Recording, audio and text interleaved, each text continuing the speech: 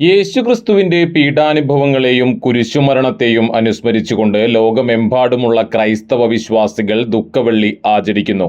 Easter ഞായറാഴ്ചയിലെ പുനരുത്ഥാനത്തിന് മുന്നോടിയായി വരുന്ന ഈ ദിനം ക്രിസ്തീയ കലണ്ടറിലെ ഏറ്റവും ഗൗരവമേറിയതും പവിത്രവുമായ ദിവസമായാണ് കണക്കാക്കപ്പെടുന്നത്.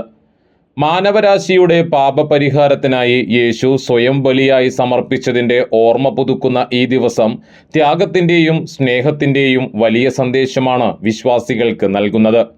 യേശു കുരിശിൽ മരിച്ചുവെന്ന് കരുതപ്പെടുന്ന ഉച്ചകഴിഞ്ഞ് 3 മണിയോടെയാണ് പ്രധാന ആരാധനകൾ നടക്കാറുള്ളത്.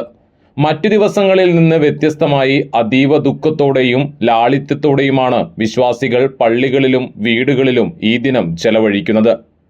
കത്തോലിക്ക സഭയിൽ കുർബാന അർപ്പിക്കാത്ത വർഷത്തിലെ ഏക ദിവസമാണ് ദുഃഖവെള്ളി. അപ്പവും വീഞ്ഞും ക്രിസ്തുവിൻ്റെ ശരീരവും രക്തവുമായി മാറുന്ന കൂദാശ ഈ ദിവസം നടക്കുന്നില്ല.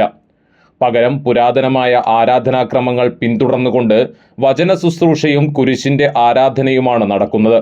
വിശ്വാസികൾ വരിവരിയായി നിന്ന് ബലിപീഠത്തിന് സമീപം ഉയർത്തിപ്പിടിച്ചിരിക്കുന്ന കുരിശിനെ ചുംബിക്കുകയോ സ്പർശിക്കുകയോ ചെയ്യുന്ന കുരിശുവന്ദനം ഈ ദിവസത്തെ പ്രധാന ചടങ്ങാണ്. ദുഃഖവെള്ളിയുടെ വേദന ഒരു താൽക്കാലികം മാത്രമാണെന്നും അതിനപ്പുറം പുനരുത്ഥാനത്തിൻ്റെ വലിയ സന്തോഷം കാത്തിരിക്കുന്നുവെന്നുമാണ് ഈ ദിനം നൽകുന്ന ആത്യന്തികമായ പ്രത്യാശ. മരണം അവസാനമല്ലെന്നും അത് നിത്യജീവനിലേക്കുള്ള വാതിലാണെന്നും വിശ്വാസികളെ ഓർമ്മിപ്പിച്ചുകൊണ്ടാണ് ദുഃഖവെള്ളി ആചരണങ്ങൾ ഈസ്റ്റർ ഞായറാഴ്ചയിലേക്ക് വഴി തുറക്കുന്നത്.